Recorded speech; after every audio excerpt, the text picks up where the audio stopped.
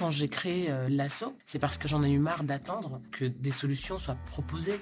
Comment préservons-nous les ressources naturelles? Comment on partage les richesses? Comment on peut se soigner convenablement? Comment on peut se chauffer convenablement? Parce que ça nous est insupportable de voir à quel point votre naissance conditionne toute votre vie future. Une société égalitaire, c'est une société dans laquelle on vit mieux. C'est maintenant qu'il faut faire, avec les acteurs qui sont quotidiennement sur le terrain. Parmi ces acteurs de terrain, 1,5 million d'associations engagées pour le climat, la biodiversité, la justice sociale, contre les précarités, les exclusions, les inégalités. Elles œuvrent quotidiennement pour une société plus juste et plus fraternelle. Elles interpellent, elles soutiennent, elles mobilisent, elles font aux côtés de 12 millions de bénévoles. Avec ce podcast, découvrez les associations qui s'engagent pour faire face aux enjeux environnementaux, sociaux et économiques, pour faire partie vous aussi de ceux qui font.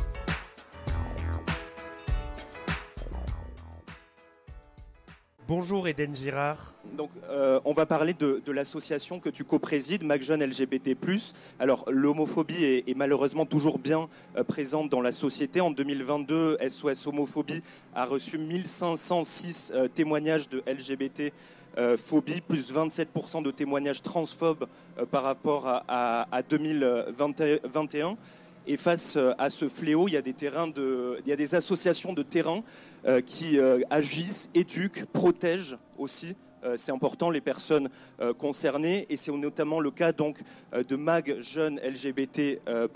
MAG Jeunes LGBT+, est une association fondée en 1985. Je ne vais pas faire le calcul, mais à peu près 40 ans. Dans une France qui est bien différente de la France actuelle, puisque l'homosexualité venait à peine d'être dépénalisée, c'est 1982. Comment ça s'est déroulé, la création de cette association à l'époque, Eden ? Alors à l'époque, ce qui est très marrant, c'est que nous, le MAG, ça s'écrit Jeunes Gays avec G-A-I-S, justement parce qu'à l'époque, avoir une association gay, c'était très mal vu. Et donc, ça a été créé GAIS pour dire joyeux, les jeunes joyeux, alors que c'était tout à fait les jeunes homosexuels, mais c'était pour éviter une interdiction de création d'association.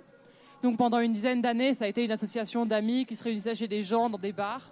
Et ensuite, à partir des années 2000, on a eu notre propre local, où on organisait des permanences rue de Montreuil dans le 11e. Et depuis l'année dernière, maintenant, on est dans le 4e, à côté du Marais, à côté de Châtelet. Voilà, on a beaucoup grossi en 40 ans. Mais on fait toujours les mêmes missions, donc accueillir les jeunes et intervenir dans les collèges et les lycées d'Île-de-France pour parler des sujets LGBT+, mais aussi sensibiliser au consentement et lutter contre le harcèlement.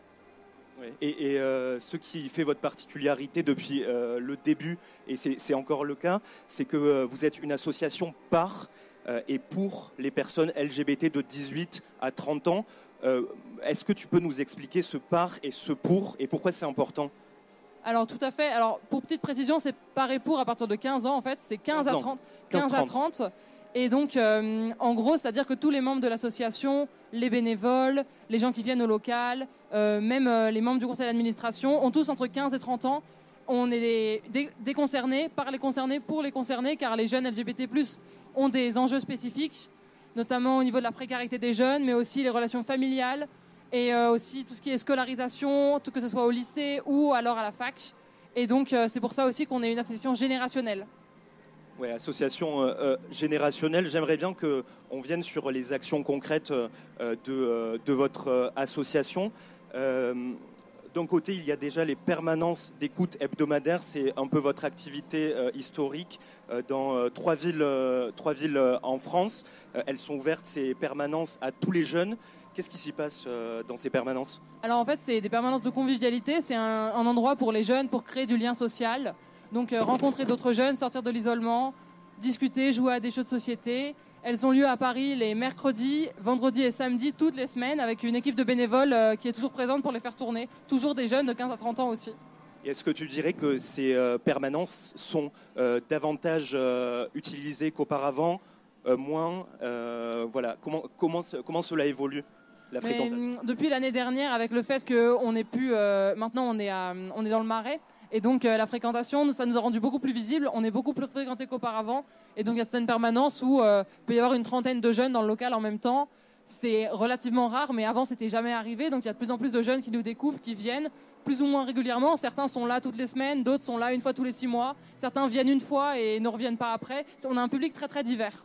Mais est-ce que ça montre qu'il y a plus de demandes du côté des jeunes de ce type de permanence, selon toi, ou pas forcément ? Je pense que les jeunes découvrent aussi plus que ça existe. Je pense que le besoin, il a toujours existé. Mais ça peut être compliqué de se dire... Comment est-ce qu'on peut trouver un espace comme ça ? Ça peut être compliqué de se dire, ok, ça peut exister, comment le faire ? Et même aussi trouver le courage de sortir de chez soi, entrer dans un lieu LGBT pour la première fois. C'est quelque chose qui demande beaucoup de courage. Et donc, il faut prendre du temps pour trouver ce courage.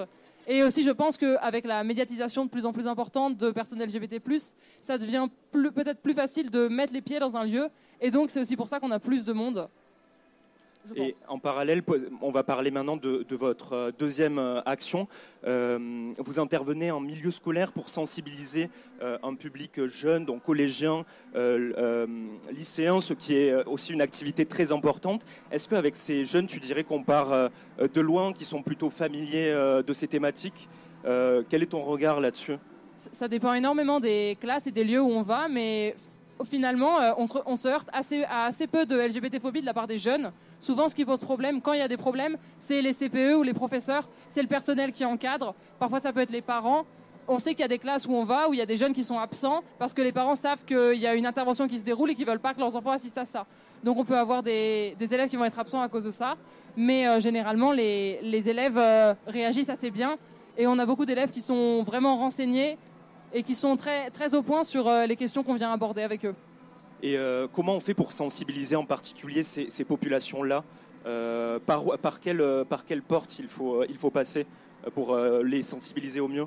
Déjà, on s'adresse à eux comme des jeunes. Donc, c'est des jeunes par des jeunes. C'est aussi pour ça que ça marche aussi bien. On est des pères, on n'est pas des profs, on n'est pas des parents. On n'est pas là pour leur faire la leçon. On est là pour parler avec eux. Et je pense que c'est ça aussi qui marche. Ils savent qu'on n'est pas là pour les juger. Ils savent qu'on est là pour entamer un échange. On plante des graines. Et après, si elle prend la graine, tant mieux. Et sinon, on aura essayé, on en aura parlé. Et peut-être qu'elle germera dans des années.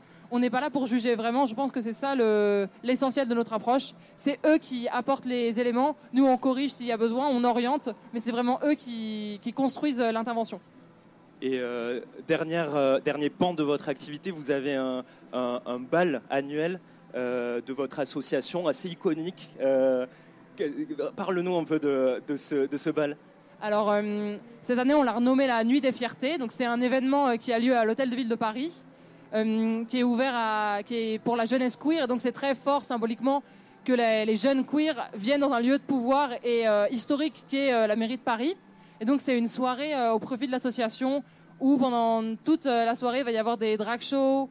On a aussi invité l'année dernière de la scène ballroom, donc tout ce qui est des cultures queer, qui n'ont pas souvent des espaces comme l'hôtel de ville pour s'exprimer. Donc c'est très symbolique de permettre à tous ces artistes qui sont sous-visibilisés une scène pareille.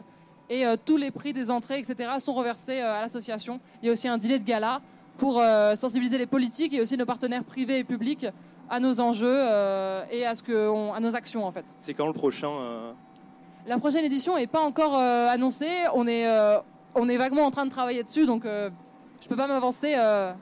C'est encore confidentiel. À suivre. À suivre. Et petit appel, comme pour les deux précédents intervenants, si on veut aider l'association, comment on fait ? Si on veut faire un don, si on veut s'impliquer, vous suivre, comment ça se passe ? Alors pour nous suivre, on est très actifs sur Instagram. Donc notre Instagram, c'est MacJeuneLGBT, tout simplement. Facile. Il y a des tirets du bas quelque part, mais vous tapez MacJeune, vous nous trouverez. Et ensuite, on cherche toujours des bénévoles. Entre 15 et 30 ans, bien sûr, c'est un peu notre seule limite. Donc pour nous aider à tenir des permanences, à intervenir en milieu scolaire, etc. Les partenaires peuvent être frileux à financer des associations LGBT+. Et donc on a vraiment besoin, dans un contexte où les LGBT-phobies sont de plus en plus fortes, de soutien pour aider les jeunes qui en ont vraiment besoin. Merci Eden Girard d'avoir répondu aux questions de Care News. L'épisode de ce podcast Ce qu'ils font a été réalisé dans le cadre d'un appel à projet de Rock en scène auquel Care News était associé. À très bientôt pour un nouvel épisode.